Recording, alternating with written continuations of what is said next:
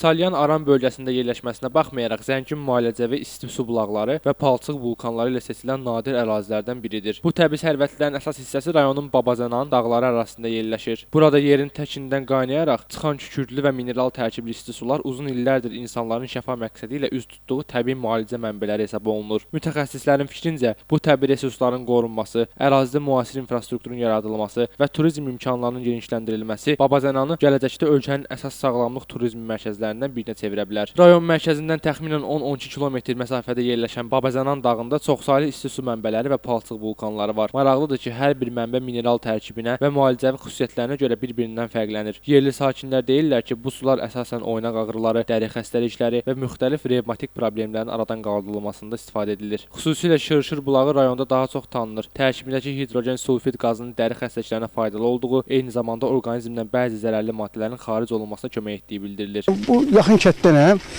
Demək olar ki, bu Şırşır bulağına, bunun adı Şırşır bulağıdır. Qədimdən ta qədim adı Şırşır bulağı deyirlər. Tez-tez biz ailəvi gəlirik bura. Bu çox müalicə bir əhəmiyyətli bir sudur. Bu insanın bədənində olan səpkiləri götürür, bel ağrılarını götürür, göbələk xəstəlikləri onları götürür.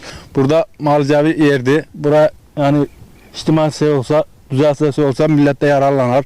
Gözəl müalicəvi palçıq çıxır buradan. Hər ildə mən bura gəlirəm, müalicəvi əhəmiyyətlidir bura, yaxşıdır, effektivdir.